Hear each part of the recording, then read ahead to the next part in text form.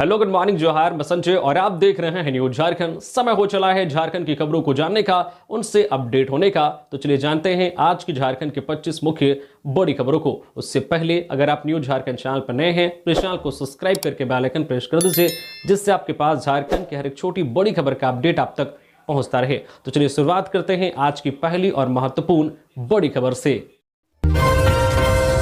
सरकार की बड़ी घोषणा, रिम्स में इलाज के दौरान मौत पर परिजनों को तत्काल मिलेंगे 5,000 रुपए। सही परिषद का फैसला।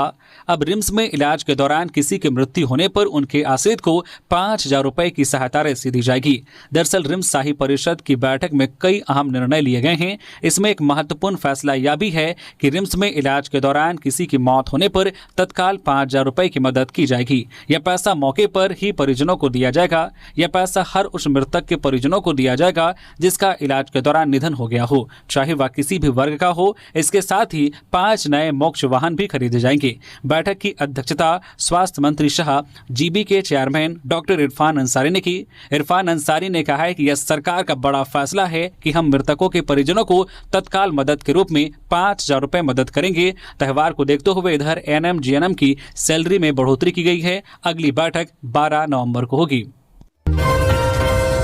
लोहरदगा में एक ही परिवार के 3 सदस्यों की हत्या, अंधविश्वास में मर्डर की आशंका, दरवाजा बंद रहने से एक महिला की जान बची। लोहरदगा जिले के पेसरार थाना क्षेत्र के किकरांग गांव में गुरुवार को एक ही परिवार के 3 सदस्यों की हत्या कर दी गई। सूचना मिलने के बाद किस्को एसडीपीओ वेदांत शंकर और किस्को थाना प्रभारी वीरेंद्र कुमार सहित पुलिस टीम मौके पर पहुंची और मामले की जांच शुरू कर दी है। मृतकों में लक्ष्मण नगेसिया 47 वर्षीय, उसकी पत्नी बिपनी नगेसिया 45 वर्षीय और दंपति का पुत्र रामविलास नगेसिया 9 वर्षीय शामिल हैं। पुलिस ने अभी तक हत्या के पीछे की वजह स्पष्ट नहीं की है। पुलिस पूरे मामले में गहन अनुसंधान और आगे की कार्रवाई कर रही है। इस घटना से आसपास के क्षेत्र में सनसनी फैल गई है। स्थानीय लोगों के बीच डाइन बेसाही और अंधविश्वास को घटना का कारण बताया जा रहा है। हालांकि पुलिस ने इसकी पुष्टि नहीं की है। घने जंगलों के बीच स्थित इस गाँव में हुई इस घटना से लोग स्तब्ध है। घटना के समय घर में कुल 4 सदस्य मौजूद थे, जिसमें से 3 लोगों की हत्या कर दी गई। एक महिला जिस कमरे में थी उसके बाहर का दरवाजा बंद कर दिया गया था, जिससे उसकी जान बच गई। जेएसएससी सीजीएल तकनीकी परीक्षा रद्द होने पर छात्रों में आक्रोश, कार्यालय के बाहर की नारेबाजी। झारखंड में गुरुवार से जेएसएससी सीजीएल टेक्निकल परीक्षा आयोजित होनी थी, लेकिन बुधवार देर शाम आयोग ने तकनीकी कारणों का हवाला देते हुए परीक्षा रद्द कर दी। छात्र जो पूरे राज्य और देश के अन्य हिस्सों से रांची पहुंच चुके थे, अचानक इस खबर से निराश और गुस्से में आ गए। गुरुवार को बड़ी संख्या में अभ्यर्थी जेएसएससी कार्यालय के बाहर जमा हुए और नारेबाजी कर अपनी नाराजगी जताई। यह परीक्षा दरअसल 2015 से अब तक 4 बार आयोजित होने की तैयारी में रही है। पहली बार 2015 में फॉर्म भरे गए और 1,000 रुपए फीस वसूली गई। इसके बाद यह परीक्षा रद्द होने पर 2018 में फॉर्म भरे गए और फिर से 1,000 रुपए लिए गए। 2021 में परीक्षा रद्द होने के बाद 100 रुपए फीस ली गई और 2023 में नए फॉर्म पर वही शुल्क लिया गया। अब 2025 की परीक्षा भी रद्द हो जाने से करीब 450 पदों के लिए होने वाली यह प्रक्रिया अभ्यर्थियों के लिए निराशाजनक और हास्यास्पद साबित हुई है। कुर्मी को एसटी में शामिल करने की मांग का विरोध, आदिवासी समाज ने जमशेदपुर में निकाली आक्रोश रैली, सौंपा ज्ञापन। जमशेदपुर में आदिवासी समाज ने कुर्मी समुदाय को अनुसूचित जनजाति एसटी श्रेणी में शामिल करने की मांग के विरोध में एक विशाल आक्रोश रैली निकाली। विभिन्न क्षेत्रों से हजारों की संख्या में आदिवासी समुदाय के लोग एकत्रित होकर उपायुक्त कार्यालय पहुंचे। रैली के माध्यम से आदिवासी समाज ने सरकार को स्पष्ट चेतावनी दी है कि उनकी संस्कृति, पहचान और अधिकारों से किसी भी प्रकार का समझौता स्वीकार नहीं होगा। आदिवासी नेताओं ने कुर्मी समाज को एसटी में शामिल करने की मांग को सोची समझी साजिश और आदिवासी अधिकारों पर सीधा हमला करार दिया। आदिवासी नेताओं ने कहा है कि कुर्मी समुदाय से कोई व्यक्तिगत दुश्मनी नहीं है, लेकिन उनकी पहचान, रहन सहन, पूजा पद्धति, भाषा और परंपरा आदिवासी समाज से भिन्न है। उन्होंने जोर देकर कहा है कि आदिवासियों का जंगलों से गहरा रिश्ता है और वे पेड़ पत्थर की पूजा करते हैं, इसलिए उनकी संस्कृति पर किसी भी तरह का आघात बर्दाश्त नहीं किया जाएगा। दिवाली से पहले रांची जिले में सर्वजन पेंशन का भुगतान। रांची जिला में राज्य सरकार की महत्वाकांक्षी सर्वजन पेंशन योजना के तहत अक्टूबर माह की पेंशन राशि का भुगतान कर दिया गया है। रांची डीसी मंजूनाथ भजंत्री के निर्देशानुसार जिले के 2,39,481 लाभुकों के बैंक खातों में डीबीटी के माध्यम से कुल 23,94,81,000 रुपये प्रति लाभुक 1,000 रुपये ट्रांसफर किए गए हैं। योजना के तहत वृद्धावस्था, निराश्रित महिला, निःशक्तजन, आदिम जनजाति, HIV पीड़ित तथा ट्रांसजेंडर तृतीय लिंग व्यक्तियों को पेंशन का लाभ दिया गया। जिला प्रशासन की ओर से अनुरोध किया गया है कि जिन लाभुकों को भुगतान नहीं मिला है वे अपने बैंक खाते से आधार सीडिंग अनिवार्य रूप से कराएं और संबंधित प्रखंड अंचल भौतिक सत्यापन कराएं ताकि भविष्य में पेंशन का लाभ निरंतर मिलता रहे। साहिबगंज में गंगा के जलस्तर में तेजी से बढ़ोतरी, प्रशासन ने किया अलर्ट जारी। साहिबगंज जिले में गंगा के जलस्तर में तेजी से बढ़ोतरी जारी है। देश के अन्य राज्यों में भारी बारिश से सहायक नदियां उफान पर हैं, जिसके चलते साहिबगंज में गंगा का जलस्तर तेजी से बढ़ रहा है। वहीं बिहार में कोसी नदी और खगड़िया में बलतारा नदी भी खतरे के निशान से ऊपर बह रही है। कटिहार में कुर्सेला नदी का पानी गंगा में मिलता है। इस कारण साहिबगंज में गंगा का रौद्र रूप दिख रहा है। साहिबगंज में पिछले 4 दिनों से गंगा चेतावनी रेखा 26.25 मीटर के पार कर गई है। केंद्रीय जल आयोग के अनुसार गुरुवार की सुबह साहिबगंज में गंगा का जलस्तर 26.87 मीटर मापा गया है। वहीं प्रति 2 घंटे में गंगा में 1 सेंटीमीटर पानी की बढ़ोतरी हो रही है। वहीं शुक्रवार की सुबह साहिबगंज में गंगा का जलस्तर 26.99 मीटर तक पहुंचने का अनुमान है। वहीं इस संबंध में साहिबगंज के अपर समाहर्ता गौतम भगत ने कहा है कि गंगा का जलस्तर तेजी से बढ़ रहा है। नेपाल से पानी छोड़ने से जलस्तर में बढ़ोतरी हुई है। गंगा एक बार फिर से खतरे के निशान के करीब है। गंगा किनारे रहने वाले लोगों से अपील की गई है कि जलस्तर को देखते हुए सुरक्षित स्थान पर लौट आएं, पानी घटने तक अलर्ट मोड में रहें। प्रशासन की ओर से सारी सुविधाएं मुहैया कराई जा रही है। जेएसएससी परीक्षा स्थगित करना छात्रों से विश्वासघात, देवेंद्र नाथ महतो। झारखंड कर्मचारी चयन आयोग जेएसएससी की ओर से 9 से 16 अक्टूबर तक आयोजित होने वाली झारखंड तकनीकी विशिष्ट योग्यताधारी स्नातक स्तरीय संयुक्त प्रतियोगिता परीक्षा 2023 को जेएसएससी ने अचानक तकनीकी कारणों का हवाला देकर स्थगित कर छात्रों के साथ विश्वासघात किया है। यह बातें झारखंड लोकतांत्रिक क्रांतिकारी मोर्चा जेएलकेएम के उपाध्यक्ष देवेंद्र नाथ महतो ने गुरुवार को सोशल मीडिया पर पोस्ट करते हुए कही। उन्होंने कहा कि झारखंड के छात्रों के भविष्य को नर्क बना दिया गया है। छात्र हित में न स्थायी नीति है और न ही रोजगार की सुविधा। कई पेपर लीक से तो कभी अपरिहार्य तकनीकी कारणों का हवाला देकर परीक्षा रद्द किया जाता है। छात्रों की उम्मीदों, सपनों और आकांक्षाओं के साथ खिलवाड़ किया जा रहा है।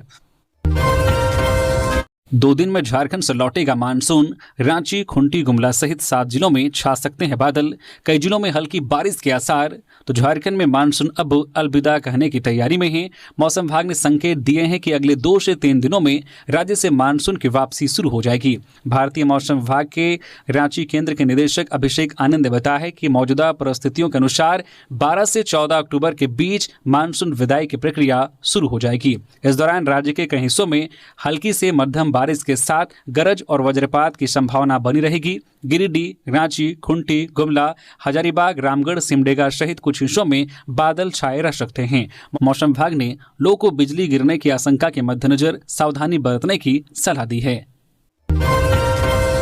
स्कूल जा रही नाबालिग छात्रा के साथ मारपीट कर अपहरण का प्रयास, ग्रामीणों ने बचाया। साहिबगंज जिले से एक बड़ा मामला सामने आया है, जहां राजमहल प्रखंड क्षेत्र के उत्क्रमित उच्च विद्यालय जामनगर की एक नाबालिग छात्रा को स्कूल जाने के दौरान असामाजिक तत्वों ने जबरन मारपीट करते हुए बोलेरो पिकअप पर बैठाकर अपहरण करने का प्रयास किया गया। छात्रा के शोर मचाने पर आसपास के ग्रामीण मौके पर पहुंचे और वाहन को रोकने की कोशिश की। इस पर आरोपियों ने ग्रामीणों के साथ भी मारपीट करने की कोशिश की, लेकिन ग्रामीणों की तत्परता और बढ़ती भीड़ को देखकर सभी आरोपी मौके से फरार हो गए। ग्रामीणों ने कुछ आरोपियों की पहचान कर ली है। घटना की जानकारी मिलने पर विद्यालय के शिक्षक और ग्रामीण राजमहल थाना पहुंचे और पूरी जानकारी पुलिस को दी, जिसके बाद थाना प्रभारी ने मामले की गंभीरता को देखते हुए जांच शुरू कर दी है। फिलहाल पुलिस नाबालिग छात्रा से पूछताछ कर रही है और फरार आरोपियों की तलाश में छापेमारी कर रही है। पुलिस ने घटनास्थल से एक मोबाइल फोन बरामद किया है, जिसके आधार पर जो आरोपितों की पहचान की जा रही है। बालू पर रोक जारी, 30 अक्टूबर को होगी हाईकोर्ट में अगली सुनवाई। झारखंड हाईकोर्ट के मुख्य न्यायाधीश तरलोक सिंह चौहान की खंडपीठ ने गुरुवार को पेशा नियमावली को लागू करने से जुड़ी अवमानना याचिका पर सुनवाई करते हुए बालू व लघु खनिजों के आवंटन पर रोक हटाने से इनकार कर दिया। साथ ही इस मामले की फिर 30 अक्टूबर को सुनवाई करने की तिथि मुकर्रर की। राज्य सरकार नियमावली लागू करने के लिए नवंबर तक का समय देने का कोर्ट से आग्रह किया गया, लेकिन कोर्ट ने इसे स्वीकार करने से मना कर दिया। मालूम हो कि पिछली सुनवाई में हाईकोर्ट ने राज्य सरकार को कड़ी फटकार लगाते हुए 9 अक्टूबर को पेशा नियमावली बनाकर लाने का निर्देश दिया था। हजारीबाग बड़कागांव के भीम कुमार प्रजापति ने ऑनलाइन गेमिंग में गंवाए 3 करोड़ रुपए। बड़कागांव प्रखंड के रहने वाले भीम कुमार प्रजापति इन दिनों गंभीर आर्थिक संकट से गुजर रहे हैं। कुछ ही महीनों पहले एनटीपीसी ने उनके जमीन के बदले 2 करोड़ रुपए का मुआवजा दिया था, लेकिन ऑनलाइन गेमिंग की लत ने उनकी पूरी जिंदगी बदल दी। शुरुआत में भीम कुमार ने महज मनोरंजन के लिए ऑनलाइन गेम खेलना शुरू किया था, लेकिन धीरे धीरे उन्हें इसमें जीतने की ललक बढ़ती चली गई। पहले उन्होंने अपने बैंक अकाउंट में जमा सारे पैसे गंवाए, फिर हार की भरपाई के लिए गांव के रिश्तेदारों और परिचितों से कर्ज लेकर लगभग 1 करोड़ रुपए और निवेश करते चले गए। अंततः उन्होंने कुल 3 करोड़ रुपए ऑनलाइन गेमिंग में गंवा दिए। भीम कुमार फिलहाल एनटीपीसी में कार्यरत हैं, लेकिन बीते 3 महीनों से वह महाजनों और कर्जदाताओं के डर से नौकरी पर जाना भी बंद कर चुके हैं। उनके घर का माहौल तनावपूर्ण है और वे लगातार प्रशासनिक अधिकारियों से मिलकर अपनी परेशानी साझा कर रहे हैं। गौरतलब है कि भारत सरकार ने हाल ही में मानसून सत्र के दौरान ऑनलाइन गेमिंग पर प्रतिबंध लगाया है। इसके बावजूद कई लोग अवैध रूप से ऐसे गेमिंग प्लेटफॉर्म का उपयोग कर रहे हैं, जिससे लोगों को भारी आर्थिक नुकसान उठाना पड़ रहा है। भीम कुमार प्रजापति ने समाज के युवाओं से ऑनलाइन गेमिंग से दूर रहने की अपील की है। उन्होंने कहा है कि पहले लगता है कि इसमें जीतना आसान है, लेकिन धीरे धीरे यह लत बन जाती है और सब कुछ छीन लेती है। कुछ दिन पहले तक मैं एक्सयूवी गाड़ी में घूमता था, आज पैदल चलने की नौबत आ गई है। स्कूल में 2 छात्राओं के बीच हिंसक झड़प, 1 बच्ची घायल, कोलकाता रेफर। देवघर जिले के सोनाराय ठाड़ी प्रखंड के उत्क्रमित मध्य विद्यालय में गुरुवार को उस समय हड़कंप मच गया जब स्कूल की 2 छात्राओं के बीच मामूली कहासुनी ने हिंसक रूप ले लिया। विवाद इतना बढ़ गया कि एक छात्रा ने दूसरी पर हमला कर दिया, जिसमें लाजो कुमारी 11 वर्षीय गंभीर रूप से घायल हो गई। प्रत्यक्षदर्शियों के अनुसार स्कूल में लंच ब्रेक के दौरान दोनों छात्राओं के बीच किसी बात को लेकर झगड़ा हो गया। दोनों के बीच हाथापाई में लाजो कुमारी को जोरदार चोट लगी और वह जमीन पर गिर पड़ी। घटना के बाद स्कूल में अफरा तफरी मच गई। शिक्षकों और छात्रों ने तुरंत परिजनों को सूचना दी। सूचना मिलते ही परिजन मौके पर पहुंची और घायल बच्ची को देवघर सदर अस्पताल ले गए। वहां डॉक्टर ने प्राथमिक उपचार किया। उसकी बाईं आंख में गंभीर चोट के कारण लगातार खून बह रहा था। डॉक्टरों ने उसे बेहतर इलाज के लिए कोलकाता रेफर कर दिया गया है। डॉक्टरों के अनुसार बच्ची की आंख के आसपास की हड्डियों में फ्रैक्चर की आशंका है। समय पर इलाज नहीं मिलने पर आंख पर असर पड़ सकता है। इधर घायल बच्ची के परिजनों का आरोप है कि विद्यालय प्रशासन और शिक्षकों की लापरवाही के कारण यह घटना हुई है। रांची में सजी रौनक, मुख्यमंत्री ने किया जेसोवा दिवाली मेला 2025 का उद्घाटन। बोले समाज सेवा ही संस्था की पहचान।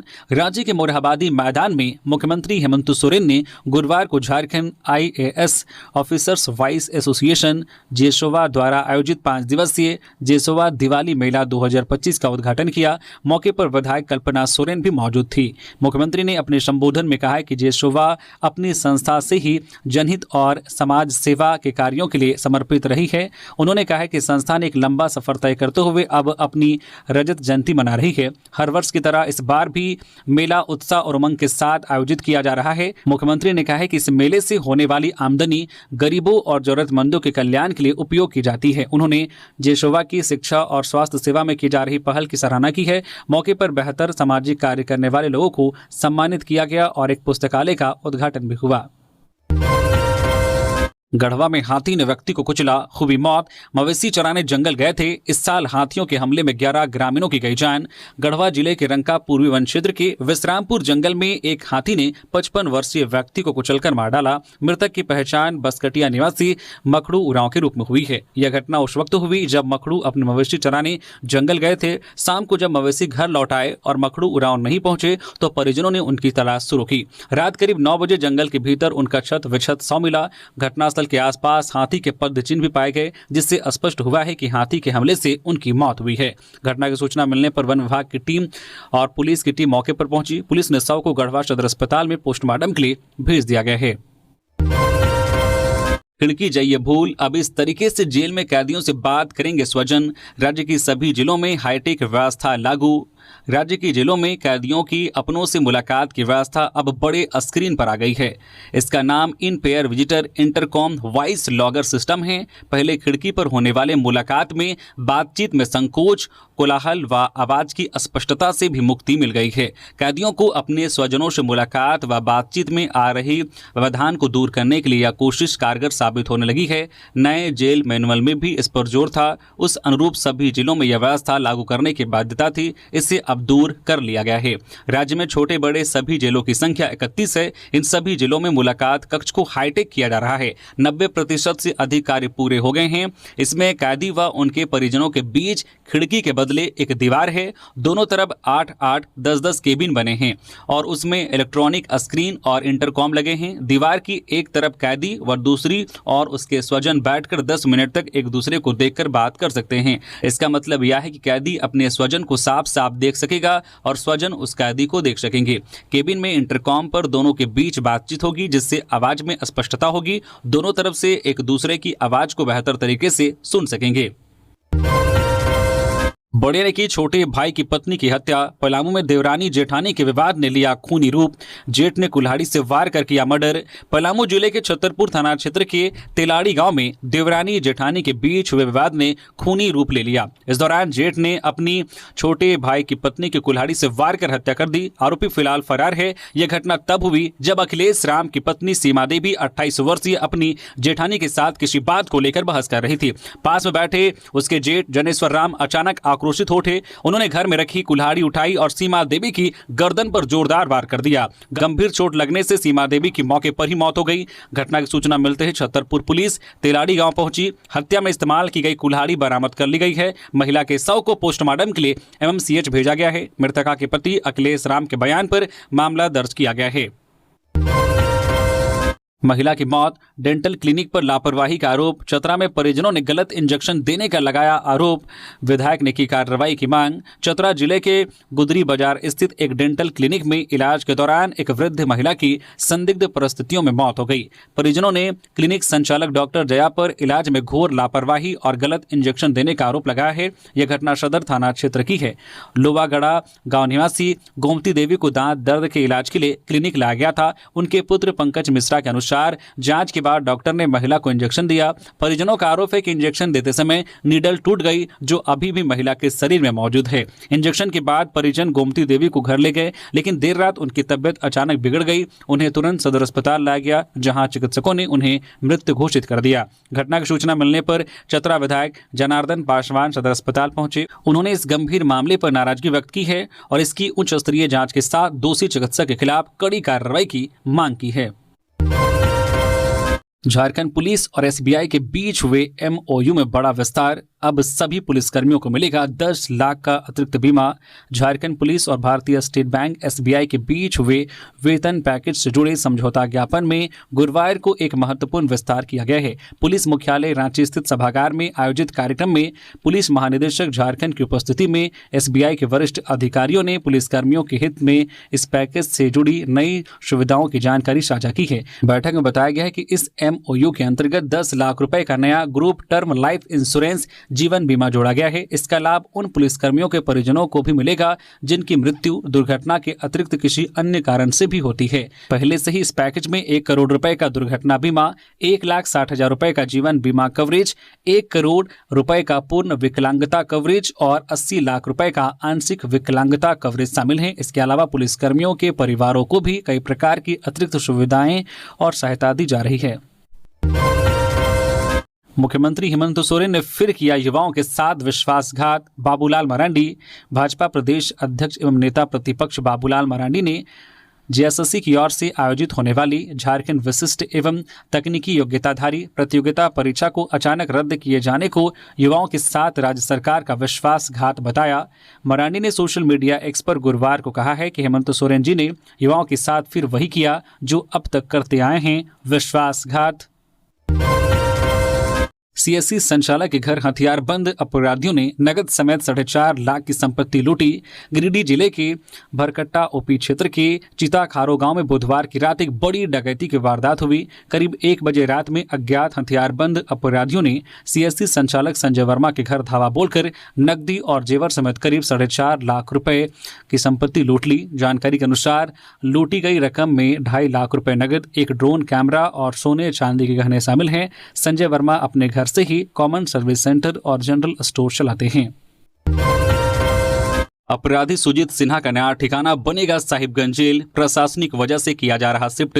पलामू जेल में बंद कुख्यात अपराधी सुजीत सिन्हा को प्रशासनिक वजह से साहिबगंज जेल शिफ्ट करने का निर्देश जारी कर दिया गया है।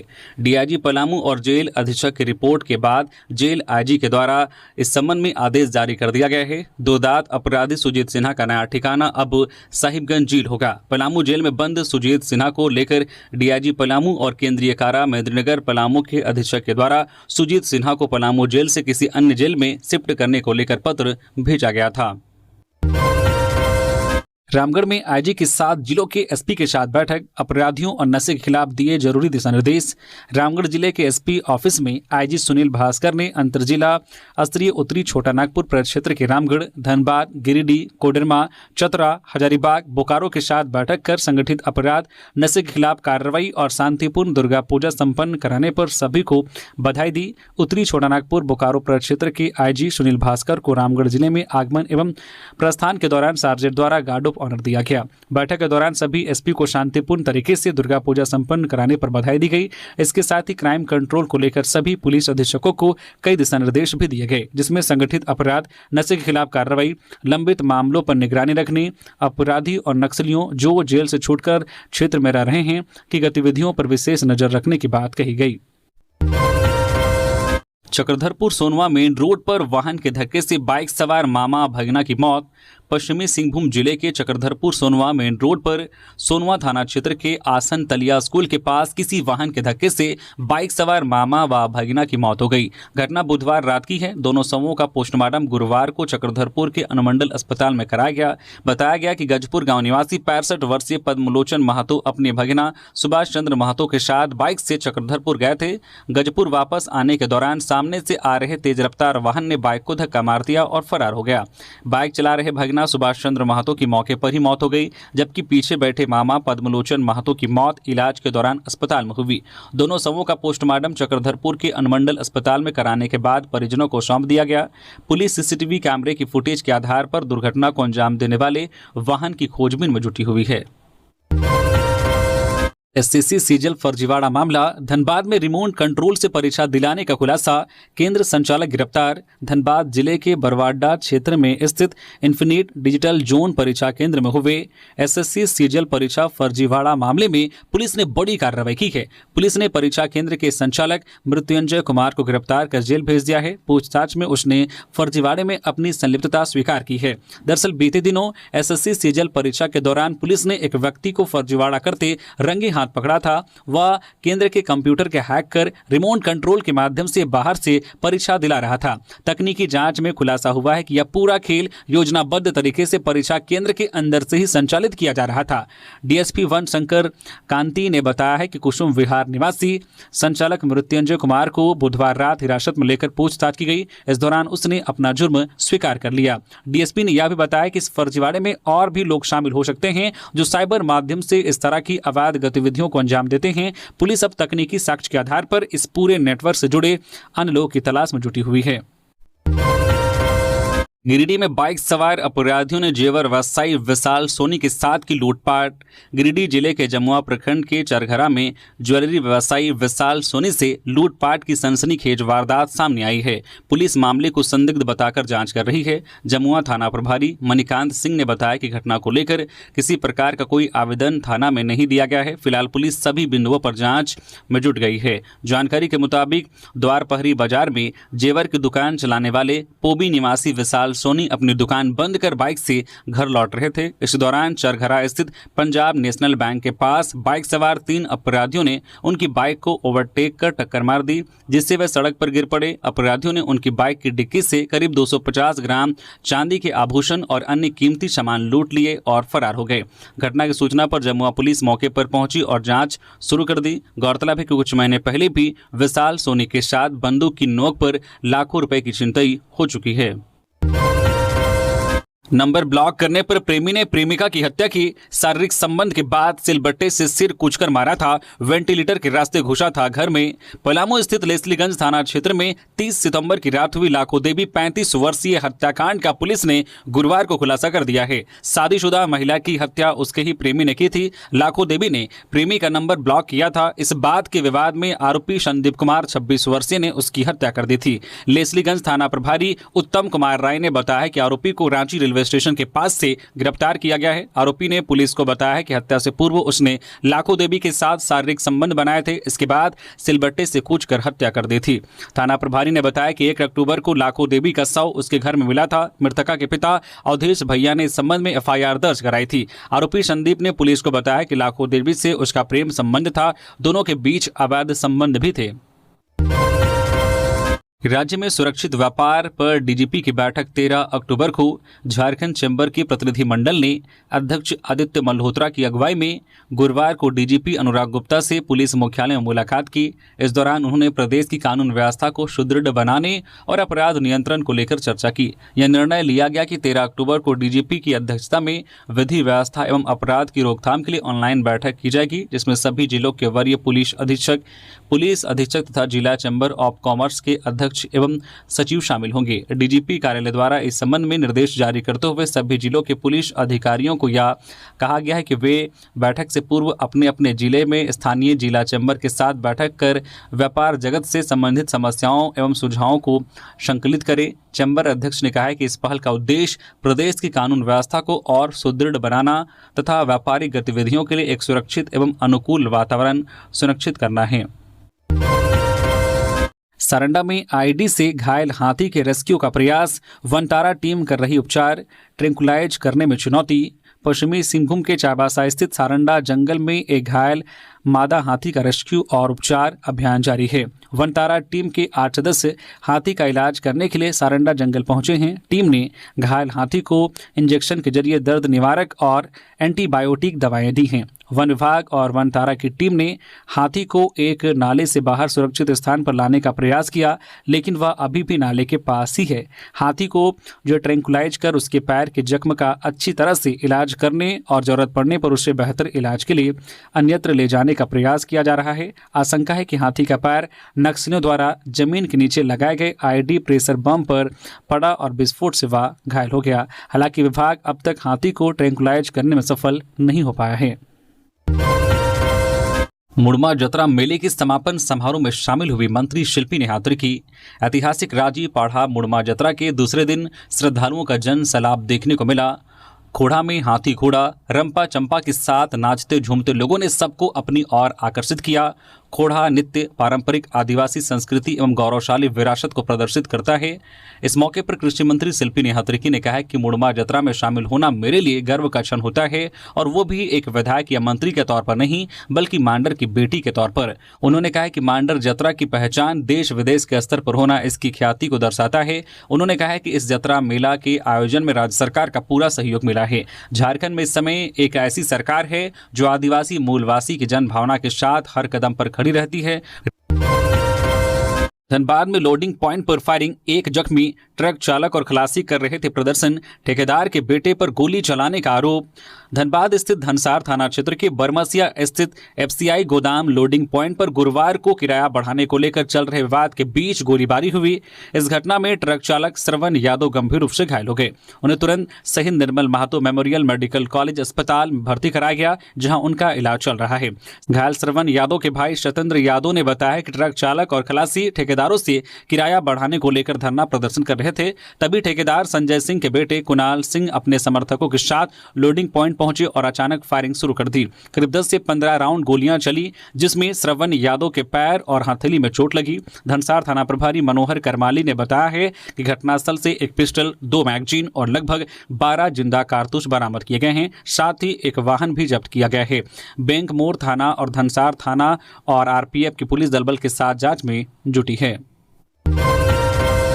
गुमला में बहू ने बीमार सास की हत्या की, पुलिस ने आरोपी को गिरफ्तार कर जेल भेजा, बेटी भी साथ गई। गुमला जिले के भरनो थाना क्षेत्र में एक बहू ने अपनी 87 वर्षीय सास की हत्या कर दी।